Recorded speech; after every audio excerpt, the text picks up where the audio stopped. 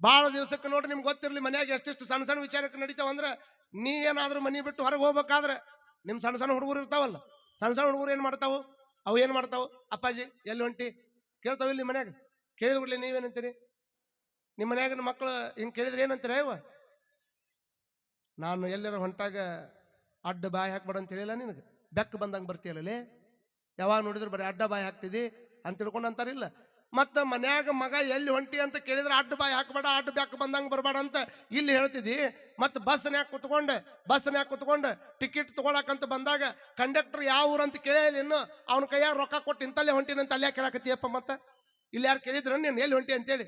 ಅವ ಕೇಳಿದ್ರೆ ರೊಕ್ಕ ಕೊಟ್ಟು ಇಂತಲ್ಲೇ ಹೊಂಟಿ ಅಂತ ಹೇಳ್ತಿದ್ದಿ, ಮಗ ಕೇಳಿದ್ರೆ ಅಡ್ಡ ಬಾಯಿ ಹಾಕ್ಬೇಡ ಅಂತ ಹೇಳ್ತಾರೆ. ಆದ್ರೆ ಸಂಘದವರು ಅದನ್ನ ಬೇಜಾರಂತರ ತಿಳ್ಕೊಡ್ರಿ, ಚಲೋ ಅಂತರ ತಿಳ್ಕೊಡ್ರಿ. ಒಂದು ಮಾತನ್ನ ಕಟ್ಟು ಆದ್ರೂ ಸಹಿತ ನಿಮಗೆ ಹೇಳಬೇಕಾಗ್ತದ. ನೋಡ್ರಿ, ಇಷ್ಟ ವಿಚಾರ ಮಾಡ್ಕೊಡ್ರಿ. ಸಮಾಜದೊಳಗೆ ನಾವು ಹೋಗುವಂತ ದಾರಿ ಒಳಗೆ ಬೆಕ್ಕ ಬಂದ್ರೆ ಅಡ್ಡ ಬಂತ್ರಿ ಅಪಶುಕನ ಅಂತ ಕರಿತೀವಿ. ಅಡ್ಡ ಬಂದ್ ಒಂದೇ ಒಂದು ಕಾರಣಕ್ಕೆ ನಾವು ಹೋಗುವಂತ ದಾರಿ ಒಳಗೆ ಬೆಕ್ಕ ಅಡ್ಡ ಬಂದಿದ್ದಕ್ಕೆ ಅದು ಅಪಶುಕನ ಹಾಕದ ಅಂತ ಅನ್ನೋದಾದ್ರೆ, ಮತ್ತೆ ಕೆಲವು ಮಂದಿ ಅಡ್ಡ ದಾರಿ ಹಿಡ್ಕೊಂಡು ಸಂಪತ್ತು ಗಳಿಸಿರ್ತಾರ, ಅವ್ರ ಹೆಂಗ್ ಶ್ರೀಮಂತರ್ಕಾರ? ನನ್ನ ಪ್ರಶ್ನೆ ಐತಿ. ಅಡ್ಡ ಬಂದಿದ್ದು ಅಪಶುಕನ ಅನ್ನೋದಾದ್ರ ಅಡ್ಡ ದಾರಿ ಹಿಡ್ಕೊಂಡು ಸಂಪತ್ತು ಗಳಿಸ್ಕೊಂಡು ಅವ ಶ್ರೀಮಂತ ಹೆಂಗನ? ಅಡ್ಡ ಬಂದಿದ್ದು ಅಪಶುಕನ ಅನ್ನೋದಾದ್ರ ಅಡ್ಡ ದಾರಿಯಿಂದ ಬಂದಿದ್ದು ಅಪಶುಕನ ಆಗಬೇಕು, ಅದು ಸಂಪತ್ತು ಆಗಬಾರದು. ನಾವು ವಿಚಾರ ಮಾಡ್ಕೊಳ್ಬೇಕು. ನಿಜವಾದ ಸಮಾಜದ ಅಡ್ಡ ಬೆಕ್ಕ ಯಾರು ಅಂದ್ರೆ ಆ ಪ್ರಾಣಿ ಅಲ್ಲ. ಪ್ರಾಣಿ ಏನ್ರಿ ನಮ್ಮಂಗ ಅದು ಬದುಕ್ತದ. ಅದು ಬದುಕುವಂತ ಟೈಮ್ದೊಳಗ ಅದು ನಮ್ಮನ್ನ ನೋಡಿ ಅದು ಅಡ್ಡು ಹೊಂಟಿರ್ತದ. ಅದಕ್ಕೆ ನಾವು ಅಡ್ಡಾಗಿರ್ತೀವಲ್ಲ, ಅದನ್ನ ಯಾರು ವಿಚಾರ ಮಾಡ್ತಾರ? ವಿಚಾರ ಮಾಡ್ಕೊಡ್ರಿ. ಯಾರು ನಿಜವಾದ ಅಡ್ಡ ಬೇಕು ಅಂದ್ರೆ ಊರಾಗ ಒಳ್ಳೆ ಕೆಲಸ ನಡೆದಾಗ, ಊರಾಗ ಬಹಳ ಚಲೋ ಎಲ್ಲಾರು ಕೂಡಿ ಕೆಲಸ ಮಾಡುವಂತ ಟೈಮ್ದೊಳಗ ಈ ಕೆಲಸಕ್ಕೆ ಒಂದಿಷ್ಟು ಕಲ್ಲು ಹಾಕಿ ಏನಾದ್ರೂ ಅಭಿವೃದ್ಧಿ ನಡೆದಾಗ ಇದಕ್ಕೆ ನನ್ನ ತಕರಾರು ಐತೆ ಅಂತ ತಿಳ್ಕೊಂಡು ಯಾರು ಅಡ್ಡ ಮಾಡ್ತಾರಲ್ಲ, ಒಳ್ಳೆ ಕೆಲಸಕ್ಕೆ ಅಡ್ಡ ಮಾಡವ್ರ ಸಮಾಜದ ಅಡ್ಡ ಬೇಕು ಅನ್ನುವಂಥದ್ದನ್ನ ನಾವೆಲ್ಲರೂ ತಲೆಯಾಗಿಟ್ಕೊಳ್ಬೇಕು. ನೀವು ತಲೆಯಾಗಿಟ್ಕೊಳ್ರಿ. ಆ ಕಡೆ ಕುಂತವ್ರು ಟೊಪಿಗೆ ಅಣ್ಣಗಳ, ನೀವು ಏನಾದ್ರೂ ಅಭಿವೃದ್ಧಿ ಮಾಡೋ ಮುಂದೆ ನಂದು ತಕರಾರು ಐತೆ ಅಂತ ಯಾವನಾರು ಬಂದ್ರೆ ಮನಕ್ವಾಡ ಸ್ವಾಮಿಗಳು ಹೇಳ್ಯಾರ ಅಡ್ಡ ಬೇಕಂತ ಹೇಳ್ಯಾರ ನೋಡಂತ ಅನ್ನಬೇಕು ಅವ್ರಿಗೆ. ಕಾರಣ ಅಡ್ಡ ಮಾಡೋರು, ಅಡ್ಡ ದಾರಿ ಹಿಡಿಯವರು ಅಡ್ಡ ಬೆಕ್ಕಕ್ಕಾರೆ ಹೊರತಾಗಿ ಅಡ್ಡ ಬಂದಿದ್ದು ಬೆಕ್ಕ ಹೆಂಗ ಅಡ್ಡ ಆಕೈತ್ರಿ? ಇದನ್ನ ಸಮಾಜದೊಳಗಿರುವಂತ ಮೂಢನಂಬಿಕೆಗಳನ್ನು ಕರೆಯೋದಕ್ಕಾಗಿನೇ ಇಂಥವ್ರ ಮಕ ನೋಡಿದ್ರೆ ನಾವು ಅಪಶಕನ ಆಕೈತಿ ಹಂಗ ಹಿಂಗ ಅಂತ ತಿಳ್ಕೊಂಡು ಏನ್ ಮಂದಿ ಮಾತಾಡ್ತಿದ್ರಲ್ಲ. ಹಾಗಾಗಿ ಅನುಭವ ಮಂಟಪಕ್ಕೆ ಬರುವವರು, ಮಹಾಮನೆಯವರೆಗೆ ಬರೋವರು ಎಲ್ಲರೂ ಯಾರ ಮಕ ನೋಡ್ಕೊಂಡ್ ಬರ್ಬೇಕಾಗಿತ್ತು? ಹಡಪದ ಅಪ್ಪಣ್ಣನವರ ಮಕ ನೋಡ್ಕೊಂಡ್ ಬರ್ಬೇಕಾಗಿತ್ತು. ಹಡಪದ ಅಪ್ಪಣ್ಣನವರ ಮಕ ನೋಡ್ಕೊಂಡು ಅವರೆಲ್ಲರೂ ಒಳಗೆ ಬರ್ಬೇಕಾಗಿತ್ತು. ಅವ್ರನ್ನ ಭೇಟಿಯಾಗಿ ಆಮೇಲೆ ಬಸವಣ್ಣನವ್ರು ಭೇಟಿ ಆಗ್ಬೇಕಾಗಿತ್ತು.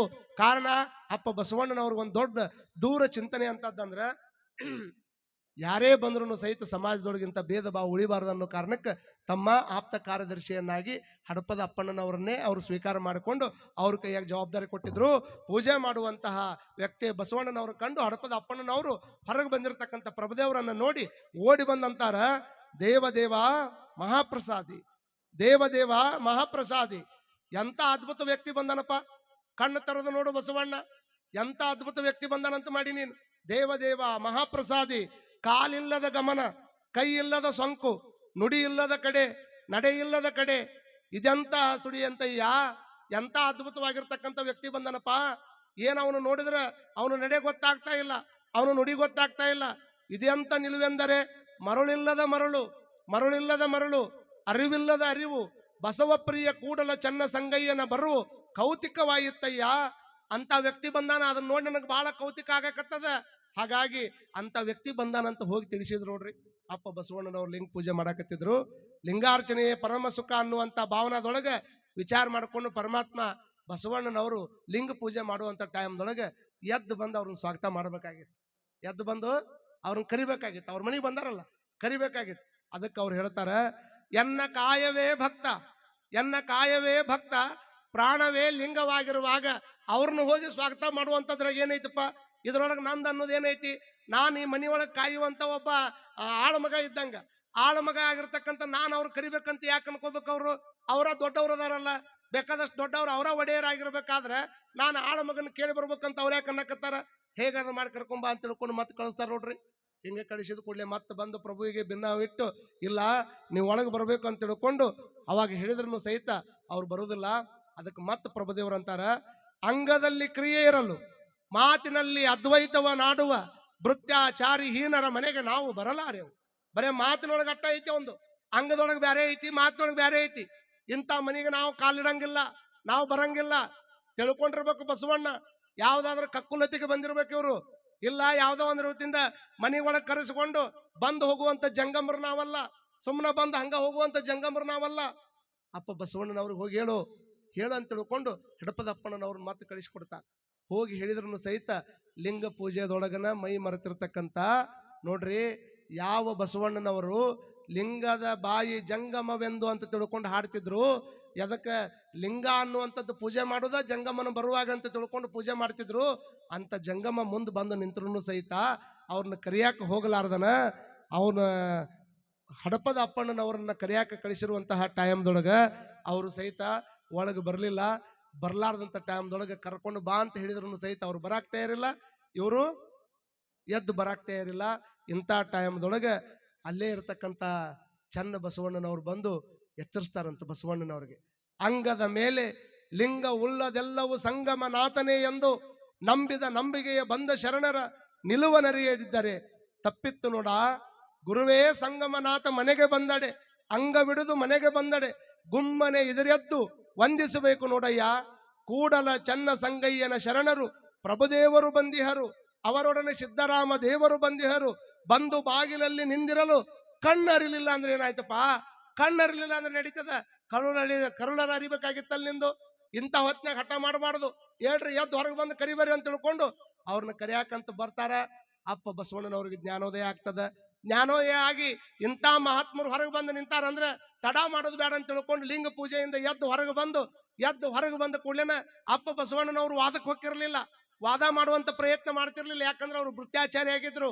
ಎಂತ ವ್ಯಕ್ತಿ ಇದ್ರು ಸಹಿತ ಹೋಗಿ ಪಟ್ನ ಕಾಲು ಬಿದ್ದ ಬಿಡೋರು.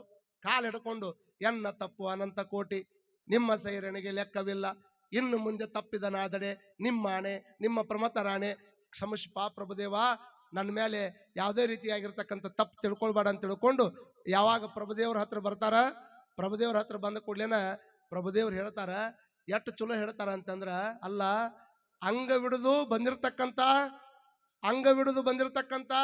ಜಂಗಮ ಮನಿ ಮುಂದೆ ನಿಂತ್ರು ಸಹಿತ ದೇವ್ರ ಪೂಜೆ ಮಾಡ್ಕೊಂತ ಕುಂತಿಯಲ್ಲಪ್ಪ, ಲಿಂಗ ಪೂಜೆ ಮಾಡ್ಕೊಂತ ಕುಂತಿಯಲ್ಲಪ್ಪ, ಎರೆದಡೆ ನೆನೆದಡೆ ಬಾಡದು, ಹುರುಳಿಲ್ಲ ಲಿಂಗಾರ್ಚನೆ.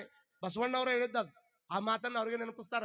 ಅಲ್ಲ ಎರದ್ರ ನೆನೆಯೋಂಗಿಲ್ಲ, ಮರತ್ರ ಬಾಡಂಗಿಲ್ಲ, ಮತ್ತೆ ಎರದ್ರ ನೆನೆಯಂಗಿಲ್ಲ, ಮರತ್ರ ಬಾಡಂಗಿಲ್ಲ ಅಂತ ಪೂಜೆ ಮಾಡ್ಕೊಂಡು ಮುಂದೆ ಜಂಗಮ ಬಂದ್ರು ಸಹಿತ ಅವನು ನೋಡ್ಲಾರ್ದಂಗ ಮುಂದೆ ಬಂದು ಜಂಗಮನನ್ನ ಬಿಟ್ಟು ಬರೀ ಲಿಂಗ ಪೂಜೆನ ಮಾಡಾಕತ್ತಿಯಲ್ಲಪ್ಪ, ಇದರ ಅರ್ಥ ಏನು ಅಂತ ತಿಳ್ಕೊಂಡು ಪ್ರಭುದೇವ್ರು ಕೇಳ್ತಾರ. ಆದ್ರೂ ಬಸವಣ್ಣನವ್ರಂತಾರ, ಬಸವಣ್ಣ ಮತ್ತೆ ಹೋಗಿ ತ್ರಾಹಿ ತಪ್ಪೆನ್ನದು ಕ್ಷಮೆನನ್ನದು. ಕ್ಷಮೆ ಮಾಡುವಂತ ಗುಣ ಬೇಕು ನಿಮಗೆ. ನಾ ತಪ್ಪು ಮಾಡವನ, ಕಾರಣ ತಪ್ಪು ಮಾಡಕಂತನ ಅದೀನಿ. ತಪ್ಪು ನನ್ನದು, ಕ್ಷಮೆ ನಿಮ್ಮದಪ್ಪ. ಎಡದ ಪಾದದಲ್ಲಿ ಒದ್ದಡೆ ಬಲದ ಪಾದವ ಹಿಡಿವೆ, ಬಲದ ಪಾದದಲ್ಲಿ ಒದ್ದಡೆ ಎಡದ ಪಾದವನ್ನ ಹಿಡಿವೆ. ತ್ರಾಯಿ ತಪ್ಪೆನ್ನದು, ಕ್ಷಮೆ ನಿಮ್ಮದು. ಎಡದ ಪಾದದ ಒದ್ದೆ ಅಂದ್ರೆ ಬಲಗಾಲ ಹಿಡ್ಕೊಂತೀನಿ, ಬಲಗಾಲ ಇಲ್ಲೇ ಒದ್ದೆ ಅಂದ್ರೆ ಎಡಗಾಲ ಹಿಡ್ಕೊಂತೀನಿ. ಹಾಗಾಗಿ ನನ್ನ ಮೇಲೆ ಒಟ್ಟ ನೀ ಏನೋ ತಲೆಯಾಗಿ ತಿಳ್ಕೊಳಕ್ ಹೋಗ್ಬೇಡಪ್ಪ, ಒಳಗೆ ಬಾ ಪ್ರಭುದೇವ ಅಂತ ತಿಳ್ಕೊಂಡು ತನುವ ಬೇಡಿದಡಿವೆ. ಇಷ್ಟ ಅಲ್ಲ, ತನುವ ಬೇಡಿದಡಿವೆ, ಮನವ ಬೇಡಿದಡಿವೆ. ಎಲ್ಲ ಬಸವಣ್ಣವ್ರು ಅಂತಾರ, ಏನು ಬೇಕು ಹೇಳಪ್ಪ ನಿನಗೆ, ಎಲ್ಲ ಕೊಡ್ತೀನಿ ನಾನು. ತನು ಬೇಕಂದ್ರೆ ಕೊಡ್ತೀನಿ, ಮನಸ್ಸು ಬೇಕಂದ್ರೆ ಕೊಡ್ತೀನಿ, ಧನ ಬೇಕಂದ್ರೆ ಕೊಡ್ತೀನಿ, ಆದ್ರೆ ಒಳಗೆ ಬಾ ಪ್ರಭುದೇವ ಅಂತ ಅಂದಾಗ ಅಲ್ಲಮ್ಮ ಪ್ರಭುದೇವ್ರಿಗೆ ಇಷ್ಟು ಸಿಟ್ಟು ಬರ್ತದ. ತನು ಕೊಡ್ತೀನಿ, ಮನ ಕೊಡ್ತೀನಿ, ಇಷ್ಟೆಲ್ಲ ಹೇಳ್ತೀಯಲ್ಲ ಬಸವಣ್ಣ, ಇವನ್ ಎಲ್ಲಿಂದ ತಂದಿಯಪ್ಪ ನೀನು? ಯಾವ ನಿನ್ನ ಓದೋ ಇದ್ರಾಗ? ನಾವು ಮನೆಗೆ ಬಂದಾಗ ಅದನ್ನು ಕೊಟ್ಟಿನಿ ಇದನ್ನು ಕೊಟ್ಟಿನಿ ಅಂತ ಮಾತಾಡ್ತೀವಿಲ್ಲ, ನಾವು ಅದನ್ನು ಕೊಟ್ಟಿನಿ ಇದನ್ನು ಕೊಟ್ಟಿನಿ ಅಂತ ಮಾತಾಡ್ತೀವಲ್ಲ. ಹಿಂಗೆ ಹೇಳಿದಾಗ ಆ ಪ್ರಭುದೇವರು ಅವ್ರಿಗೆ ಹೇಳ್ತಾರೆ, ಮೇರುಗಿರಿ ಪರ್ವತವೆಲ್ಲ ಪ್ರಮತರ ಒಡವೆ. ಅವೆಲ್ಲ ಯಾರು ಒಡವೆ? ಇವೇನು ಮೇರುಗಿರಿ ಪರ್ವತಗಳದಾವಲ್ಲ, ಹಿಮಾಲಯ ಪರ್ವತಗಳು, ಅವೆಲ್ಲ ಯಾರ ಆಸ್ತಿ ಅಂತ ಮಾಡಿ ನೀನು? ಪ್ರಮತರ ಒಡವೆ ಅವು, ದೇವ್ರು ಅವು. ರಜತ ಬೆಟ್ಟಗಳೆಲ್ಲ ಪುರಾತನರೊಡವೆ. ಇವೆಲ್ಲ ಪುರಾತನರೊಡವೆ, ನಿನಕ್ಕಿಂತ ಮುಂಚೆಕ್ಕಿರ್ತಕ್ಕಂಥ ವ್ಯಕ್ತಿಗಳ ಒಡವೆ ಅವು. ಪೃಥ್ವಿ ಎಂಬುದು ಚತುರ್ದಶ ಭುವನವೆಲ್ಲ ಕರ್ತಾರನ ಕಮ್ಮಟ. 14 ಲೋಕಗಳೇನದವಲ್ಲ, ಇವೆಲ್ಲ ಏನಪ್ಪಾ ಅಂದ್ರ ಚತುರ್ವಿಧ ಭುವನವೆಲ್ಲವೂ ಲಿಂಗದೊಡವೆ. ಮರ್ತ್ಯ ಲೋಕವೆಂಬುವುದೊಂದು ಕರ್ತಾರನ ಕಮ್ಮಟ. ಮರ್ತ್ಯ ಲೋಕ ಅನ್ನುವಂಥದ್ದು ಕರ್ತಾರನ ಕಮ್ಮಟ. ಅಚ್ಚಿನ ಮೊಳೆ ಅಂದ್ರೆ ಏನಂತ ಮಾಡ್ರಿ ನೀವು? ಏನೋ ಅಲ್ಲ, ಇಲ್ಲಿ ಕುಂತೀವಲ್ಲ, ಎಷ್ಟು ಅದ್ಭುತ ವೈಶಿಷ್ಟ್ಯ ನೋಡ್ರಿ ಪರಮಾತ್ಮಂದು. ಪ್ರಭುದೇವ್ರು ಹೇಳ್ತಾರ, ಯವ್ವ ಇಷ್ಟು ಮಂದಿ ಕುಂತಿರಲ್ಲ, ಒಬ್ರಂಗೊಬ್ರು ಅದಿರಿ ನೀವು? ಒಬ್ರಂಗೊಬ್ರು ಅದಿರಿ? ಇಷ್ಟು ಮಂದಿ ಎಲ್ಲಾರು ಕುಂತಾರ ನೋಡ್ರಿ, ಇಷ್ಟು ಮಂದಿ ಕುಂತಾರ. ನಂಗೆ ಅವ್ರಿಲ್ಲ, ಅವ್ರಂಗಿಲ್ಲ. ಅಚ್ಚಿನ ಮೊಳೆ ಎಟ್ ಚಲೋ ಹೇಳ್ತಾರ ನೋಡ್ರಿ ಪ್ರಭುದೇವ್ರು. ಅಚ್ಚಿನ ಮೊಳೆ ಬಾಣಸದ ಮನೆ. ಅಚ್ಚಿನ ಮೊಳೆ ಅಂದ್ರೇನು? ಸಕ್ರೆ ಆರತಿ ಒಯ್ತಾರಲ್ಲ, ಯಾವಾಗ ಒಯ್ತಾರ ನಿಮ್ ಕಡೆ? ಈಗ ಸಕ್ರೆ ಗೊಂಬಿ ಮಾಡಿರ್ತಾರಲ್ಲ, ಯಾವಾಗ ಒಯ್ತಾರಲ್ರಿ ಅವನ್ನ ಆರತಿ ಮಾಡಕ್ ಒಯ್ತಾರಲ್ರಿ ಅವ? ಏನ್ ಕೇಳಿದ್ರಿ ಹಿಂಗ ಕುಂತ್ರಿ ಮತ್ ಮುಂದೆ ಹೇಳುದಾರ ಹೆಂಗೇನು? ಸಕ್ರೆ ಆರತಿ ಒಯ್ತಾರಿಲ್ಲ ಇವ? ನಿಮ್ ಸಕ್ರೆ ಗೊಂಬಿ ಮಾಡ್ರಿ ನೀ ಇಲ್ಲ? ಸಕ್ರೆ ಗೊಂಬಿ ತಗೊಂಡು ಹೋಗಿ ಏನ್ ಮಾಡ್ತಾರ? ಅವ್ರವ್ರ ಮನೆಗೆ ಕೊಡ್ತಾರಿಲ್ಲ. ಸಕ್ರೆ ಒಳಗ ಒಂದ ಐತಿ, ಅವ ಒಂದಿಷ್ಟು ಪಡೆಚ್ಚ ಮಾಡಿಟ್ಟಾನ. ಆ ಪಡೆಚ್ಚ ಮಾಡಿಟ್ಟು ಒಳಗಿನ ಸಕ್ರಿ ಒಳಗಿಂದ ಇದು ನೀರೆಲ್ಲ ಒಂದೇ ಐತಿ. ಪಡೆಚ್ಚ ಹೆಂಗ್ ಮಾಡ್ಯಾನ ಹಂಗ ಹಾಕಿ ಕೊಟ್ಟಾನ. ಆದ್ರ ದೇವ್ರ ಪಡೆಚ್ಚ ಎಷ್ಟು ದೊಡ್ಡದಿರ್ಬೇಕು ವಿಚಾರ ಮಾಡ್ರಿ. ಅದ್ರಾಗ ಒಂದು ಆನಿ ಮಾಡಿರ್ತಾನ, ಒಂದು ಗೊಂಬಿ ಮಾಡಿರ್ತಾನ, ಇನ್ನೊಂದು ಆಕಳ ಮಾಡಿರ್ತಾನ, ಇನ್ನೊಂದು ಮತ್ತೊಂದು ಮಾಡಿರ್ತಾನ. ಆದ್ರ ಪರಮಾತ್ಮ ಎಷ್ಟು ಪಡೆಚ್ಚಿರ್ಬೇಕು ಅವನ ಹತ್ರ. ಎಲ್ಲಿ ಕಣ್ಣದಾವ ಅಲ್ಲೇ ಅದಾವ, ಎಲ್ಲಿ ಕಿವಿ ಅದಾವ ಅಲ್ಲೇ ಅದಾವ, ಎಲ್ಲಿ ಮೂಗಿರ್ಬೇಕು ಅಲ್ಲೇ ಅದಾವ. ಮತ್ತೆ ನಮ್ಮ ಕೈಯಾಗಿರುವಂತ ಫೋನ್, ಐಫೋನ್ ಬಂದೈತಿ. ಯಾವುದು? 17 Pro Max ಈ ಸದ್ಯ ಬಂದೈತಿ ಅದು ಫೋನ್. ಅದ್ರಾಗ ಒಂದು 4 ಆಪ್ಷನ್ಸ್ ಚೇಂಜ್ ಮಾಡಿಬಿಟ್ರೆ ಓಡಾಡಿ ಹೋಗಿ ತೊಗೊಂತೈತಿ ಮಂದಿ. ಇಲ್ಲ ಅಂದ್ರೆ ದುಬೈದಿಂದ ಅದ್ರ ತರಿಸಿ ತಗೊಂತೈತಿ ಮಂದಿ. ವಿಚಾರ ಮಾಡ್ಕೊಳ್ರಿ, ನಿಮ್ಮ 4 ಫೀಚರ್ಸ್ಗಳನ್ನ ಚೇಂಜ್ ಮಾಡಿ ಬಿಟ್ರೆ ಆ ಫೋನ್ ಅಷ್ಟಕ್ಕೊಂಡ ವ್ಯಾಲ್ಯೂ ಆಕೈತಿ ಅನ್ನೋದಾದ್ರೆ, ಮತ್ತೆ ಎಂದ ಜಗತ್ತು ಹುಟ್ಟೈತಿ ಅಂದ್ಲಿಂದ ಕಣ್ಣು ಎಲ್ಲದಾವ ಅಲ್ಲೇ ಅದಾವ, ಕಿವಿ ಎಲ್ಲದಾವ ಅಲ್ಲೇ ಅದಾವ, ಮೂಗು ಎಲ್ಲೈತಿ ಅಲ್ಲೇ ಐತಿ, ಯಾವ್ಯಾವ ಅಂಗಾಂಗಗಳು ಎಲ್ಲೆಲ್ಲಿ ಇರ್ಬೇಕಾಗಿತ್ತು ಅಲ್ಲೆಲ್ಲೇ ಅದಾವ. ಮತ್ತು ಅವ ಏನಾರು ತಲೆ ಕೆಟ್ಟ ಎಷ್ಟು ಅಂತ ತಿಳ್ಕೊಂಡು ಇವನ್ನೆಲ್ಲ ಒಂದೇ ಟೈಮ್ದಾಗ ಸೃಷ್ಟಿ ಮಾಡೋದು. ಒಂದಿಷ್ಟು ನಾನು ಏನಾರು ಚೇಂಜ್ ಮಾಡ್ಬೇಕಂತ ತಿಳ್ಕೊಂಡು ಕಣ್ಣು ತೆಗೆದು ಹಿಂದಿಟ್ಟು, ಮೂಗು ತೆಗೆದು ಮ್ಯಾಗಿಟ್ಟು, ಕಿವಿ ತೆಗೆದು ಕೆಳಗಿಟ್ಟು ಇಟ್ಟು ತಯಾರು ಮಾಡಿದ್ನಂದ್ರ ನೀವೇನು ಮಾಡೋರಿದ್ರಿ? ಮೊಬೈಲ್ ತೊಗೊಂಬಂದಂಗೆ ಓಡಿ ಹೋಗಿ ತೊಗೊಂತಿದ್ರನ ಅವನ್ನ? ಸ್ವಲ್ಪ ಏನಾರ ಆದ್ರನ ವ್ಯತ್ಯಾಸ ಆದ್ರೂ ನೋಡಂಗಿಲ್ಲ. ಆದ್ರೆ ವಿಚಾರ ಮಾಡ್ಕೊಡ್ರಿ, ಕಣ್ಣೆಲ್ಲ ಅದಾವ ಅಲ್ಲೇ ಅದಾವ, ಕಿವಿ ಎಲ್ಲೈತಿ ಅಲ್ಲೇ ಐತಿ, ಯಾವ್ಯಾವ ಅಂಗಾಂಗಗಳು ಎಲ್ಲೆಲ್ಲಿ ಇರ್ಬೇಕಾಗಿತ್ತು ಅಲ್ಲೆಲ್ಲಿ ಅದಾವ. ಆದರೂ ಸಹಿತ ಒಂದೂ ಸಹಿತ ಒಂದು ನೋಡಿದ್ರೆ ಇನ್ನೊಂದು ನೋಡ್ದಂಗೆ ಆಗೋದಲ್ಲ. ಇಷ್ಟಾಕುಂಡ ಪಡೆಚ್ಚನ್ನ ಸೃಷ್ಟಿ ಮಾಡಿ ನಮ್ಮನ್ನು ಭೂಮಿಗೆ ತಂದು ಬಿಟ್ಟಾನಲ್ಲ ಪರಮಾತ್ಮ, ಅವಂಗೊಂದು ಟ್ಯಾಂಕ್ಸ್ ಹೇಳ್ಬೇಕು ನಾವು. ಎಲ್ಲರಿಗೂ ಗೊತ್ತಿರ್ಲಿ ನಿಮಗೆ, ಹೆಬ್ಬಟ್ಟು ಎದಕ್ ತೊಂತಾರ್ರಿ? ಎದಕ್ ತೊಂತಾರ ಹೆಬ್ಬಟ್ಟು? ಎದಕ್ ತೊಂತಾರ? ಸಹಿ ತೊಂತಾರಿಲ್ಲ, ಚಲೋ ಸಿಗ್ನೇಚರ್ ಸಹಿ ಹಾಕ್ತಾರ ನೀವು. ಆದ್ರೆ ಹೆಬ್ಬಟ್ಟ ಯಾಕೆ ಇಡ್ತಾರ ನಿಮ್ಗೆ? ಹೆಬ್ಬಟ್ಟು ಯಾಕೆ ತಗೋತಾರ ಅಂತಂದ್ರೆ ಗೊತ್ತಿರ್ಲಿ ನಿಮ್ಗೆ. ಪ್ರಪಂಚದ ತುಂಬ 820 ಕೋಟಿ ಜನಸಂಖ್ಯೆ ಜಾಸ್ತಿ ಐತಿ ಪ್ರಪಂಚದ ತುಂಬನ. ಆಲ್ ಓವರ್ ವರ್ಲ್ಡ್ ನೊಳಗ 820 ಕೋಟಿಗೆ ಒಂದು ವರದಿ ಪ್ರಕಾರ 820 ಕೋಟಿ ಜನಸಂಖ್ಯೆ ದಾಟೈತಿ. ನಾ ಇಲ್ಲಿ ಮಾತಾಡಕತ್ತೀನಿ, ಇನ್ನೂ ಹುಟ್ಟವ್ರು ಇರ್ತಾರ, ಸಾಯೋರು ಇರ್ತಾರ. ವಿಚಾರ ಮಾಡ್ರಿ, ಪ್ರಪಂಚದೊಳಗಿರ್ತಕ್ಕಂಥ 820 ಕೋಟಿ ಜನಗಳ ಹೆಬ್ಬಟ್ಟನ್ನ ಒಂದ ಕಡೆ ಕೊಡಿಸಿದ್ರೆ ಒಬ್ಬರು ಹೆಬ್ಬಟ್ಟಿನಂಗೆ ಇನ್ನೊಬ್ಬರು ಹೆಬ್ಬಟ್ಟಿಲ್ಲ. ಅದಕ್ಕಾಗಿ ಪರಮಾತ್ಮ ಹೆಬ್ಬಟ್ಟಿಗೆ ಎಷ್ಟು ಕಿಮ್ಮತ್ತು ಕೊಟ್ಟಾನಂದ್ರೆ, ನಾವು ಸಹಿ ಪೋರ್ಜಿಗರಿ ಮಾಡಕ್ ಬರ್ತದ, ನಮ್ಮ ಹೆಬ್ಬಟ್ಟು ಪೋರ್ಜಿಗರಿ ಯಾರಿಗೂ ಮಾಡಕ್ ಬರಂಗಿಲ್ಲ. ಇಂಥದ್ದೊಂದು ಹೆಬ್ಬಟ್ಟಿನೊಳಗೆ ಅಂಥದ್ದೊಂದು ದೊಡ್ಡ ತಾಕತ್ತಿಟ್ಟು ನಮ್ಮ ಭೂಮಿ ಮ್ಯಾಗ ಕಳಿಸ್ಯಾನಂದ್ರೆ ಅವ ಎಷ್ಟು ದೊಡ್ಡ ಆತಿರ್ಬೇಕ್ರಿ. ಇದು ಅವಂದಿದು. ನಾವು ಹಂಗ ಅವ ಕೊಟ್ಟ ಮುಖ ಇಟ್ಕೊಂಡು ನಾವು ಭಾಳ ಚಂದ ಅದೀವಿ ಅಂತ ಹೊಂಟ್ರೆ ಕೊಟ್ಟವ ಯಾರು? ಕೊಟ್ಟವ ಯಾರ್ರಿ ಅವ? ಮತ್ತು ಅವ ಎಷ್ಟು ಚಂದ ಇರ್ಬೇಕು? ನಮ್ಮನ್ನ ಇಟ್ಟಾಕೊಂಡ ಚಂದ ಮಾಡ್ಯಾನಂದ್ರ, ನಮಗ ಇಟ್ಟಾಕೊಂಡ ಸೌಂದರ್ಯ ಕೊಟ್ಟಾನಂದ್ರ, ಇನ್ನು ಭಗವಂತಗ ಅವ ಎಷ್ಟು ಸುಂದರ ಇರ್ಬೇಕು, ಅವ ಎಷ್ಟು ಚಂದ ಇರ್ಬೇಕು. ಬಾಣಸದ ಮನೆ, ಬಾಣಸದ ಮನೆ, ತನುಮನ ದನಗಳೆಲ್ಲವೂ ನಮ್ಮ ಗುಹೇಶ್ವರ ಲಿಂಗದ ಸೊಮ್ಮು. ನೀನೇನು ಕೊಟ್ಟು ಭಕ್ತನಾದೆ? ಇವೆಲ್ಲ ಒಬ್ಬೊಬ್ಬರು ಕೊಟ್ಟಿದ್ವದವ, ಒಬ್ಬೊಬ್ಬರಿಗೆ ಅರ್ಪಿತವಾಗಿದ್ವದವ. ಇವನ್ನೆಲ್ಲ ಕೊಟ್ಟು ನಾನ ಕೊಟ್ಟಿನ ಅಂತ ಹೇಳಕತ್ತಿಯಲ್ಲ, ನಿಂದೇನೈತಿ ಇದ್ರಾಗ? ತನುವ ಬೇಡಿದಡಿವೆ, ಮನವ ಬೇಡಿದಡಿವೆ, ಹಿಂಗೆ ಹೇಳ್ಕೊಂತ ಹೊಂಟಿಯಲ್ಲ. ಬಾಣಸದ ಮನೆ. ಏನ್ ಬಾಣಸದ ಮನೆ? ನಿಮ್ಮ ಕೈಯಾಗ ಅಡಿಗೆ ಮನ್ಯಾಗ 4 ಡಬ್ಬಿ ಇರ್ತಾವ, ಚಲೋ 4 ಐಟಮ್ ಮಾಡ್ತೀರಿ, ಅದ್ರಾಗ ಭಾಳ ಸ್ಪೆಷಲ್ ಒಂದು ಮಾಡ್ತೀರಿ. ನಮ್ಮ ಅಡಿಗೆ ಮನೆ ಬೇರೆ, ಭಗವಂತನ ಅಡಿಗೆ ಮನೆ ಹೆಂಗೈತಿ ನೋಡ್ರಿ. ಭಗವಂತನ ಅಡಿಗೆ ಮನೆ ಹೆಂಗೈತಿ? ಇಷ್ಟು ಚಲೋ ಮಾವಿನ ಹಣ್ಣು ಬರ್ತೈತಲ್ಲ, ಅದ್ರ ಮೇಲೆ ಹೆಂಗಿರ್ತೈತಿ ಪಾ ಬಸವ ಪ್ಯಾಕಿಂಗ್? ತಿಂದಿ ಇಲ್ಲ?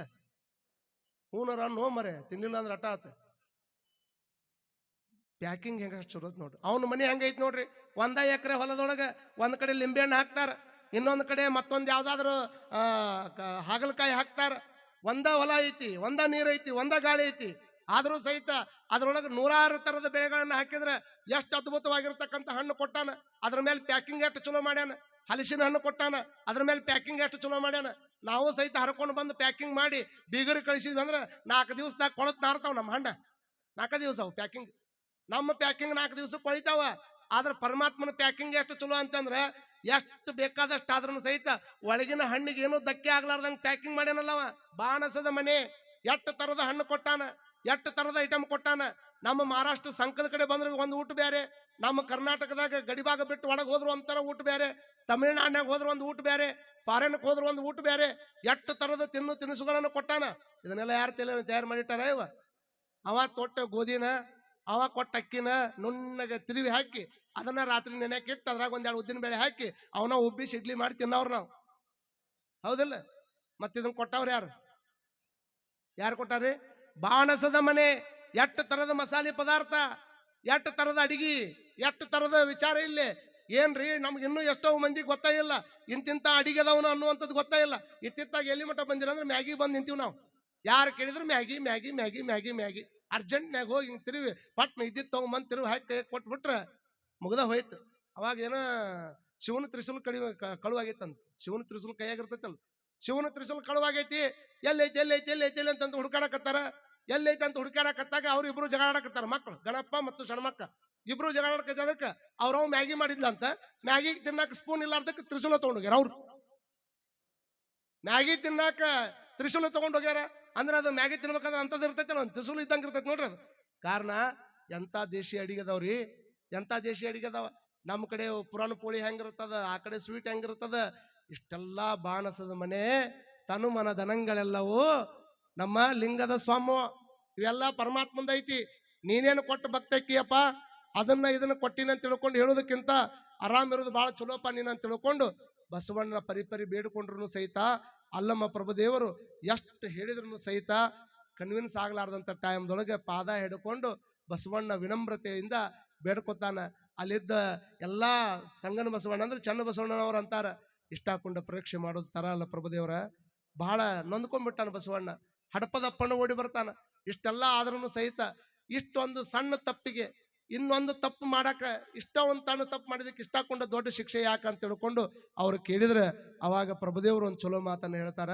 ಏನ್ ಹೇಳ್ತಾರ ಅಂತಂದ್ರೆ, ನಮ್ಮ ಗುಹೇಶ್ವರ ಲಿಂಗದಲ್ಲಿ ನೀನೇ ಭಕ್ತನಾದ ಕಾರಣ ಯಾಕೆ ನಾನು ಇಷ್ಟ ಕೂಡ ಪರೀಕ್ಷೆ ಮಾಡಾಕತ್ತೀನಿ. ಸಾಮಾನ್ಯರು ಯಾರಾದ್ರೂ ತಪ್ಪ್ಯಾರ ಅಂತ ಅಂದ್ರೆ ನನಗೇನು ಅನಿಸ್ತಿದ್ದಿಲ್ಲ. ದಿವಸ ತಪ್ಪು ಮಾಡಾಕತ್ತಂದ್ರೆ ಏನ್ ತೊಂದ್ರೆ ಐತ್ರ ಅದ್ರಾಗ. ದಿವಸ ತಪ್ಪ ಮಾಡಾಕತ್ತಾನಂದ್ರೆ ಅದ್ರಾಗ ಏನ್ ದೊಡ್ಡದು ಅನ್ಸಂಗಿಲ್ಲ. ಆದ್ರೆ ಆದಿಯಿಂದ ಅತ್ತತ್ತ ನೀನೇ ಸದ್ಭಕ್ತನಾದ ಕಾರಣ ಎನ್ನ ಮನ ನೊಂದಿತ್ತು ಸಂಗನ ಬಸವಣ್ಣ. ನೀನು ದೊಡ್ಡ ಭಕ್ತಪ್ಪ. ನಿನ್ನ ನೋಡಿ ಲಕ್ಷಾಂತರ ಮಂದಿ ಆಚರಣೆ ಮಾಡ್ತಾರ.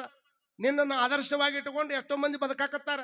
ನೀನ್ ಒಂದು ಹೆಜ್ಜೆ ತಪ್ಪಿಟ್ರೆ ಅಂದ್ರೆ, ಒಂದು ಯಾವ್ದಾದ್ರು ಸೇತುವೆ ಬಿದ್ದೈತೆ ಅಂದ್ರೆ ಒಂದು ಇಂಜಿನಿಯರ್ ತಪ್ಪು ಮಾಡ್ಯಾನಂತ ತಿಳ್ಕೊಳ್ರಿ. ಯಾವ್ದಾದ್ರು ಒಂದು ರೋಗಿ ಸತ್ತಾನಂದ್ರೆ ಒಬ್ಬ ಡಾಕ್ಟರ್ ತಪ್ಪು ಮಾಡ್ಯಾನಂತ ತಿಳ್ಕೊಳ್ರಿ. ಹೀಗೆ ಅನೇಕ ಜನರು ತಪ್ಪು ಮಾಡಿದ್ರೆ ಒಬ್ರಿಗೆ ಇಬ್ಬರಿಗೆ ಅನುಕೂಲ ಆಗ್ತದ, ಅದರಿಂದ ನಷ್ಟ ಆಗ್ತದೆ. ಆದ್ರೆ ನಿನ್ನನ್ನು ನೋಡಿ ಲಕ್ಷ ಲಕ್ಷ ಜನ ತಿದ್ದುಕೊಳ್ಳೋರದಾರ ಈ ಭೂಮಿ ಮೇಲೆ. ನೀನ ತಪ್ಪು ಮಾಡಿಬಿಟ್ಟೆ ಅಂದ್ರೆ ಹೆಂಗಪ್ಪ ಬಸವಣ್ಣ. ಹಾಗಾಗಿ ಆದಿಯಿಂದ ಅತ್ತತ್ತ ನೀನೇ ಸದ್ಭಕ್ತನಾದ ಕಾರಣ ಎನ್ನ ಮನ ನೊಂದಿತ್ತು ಬಸವಣ್ಣ.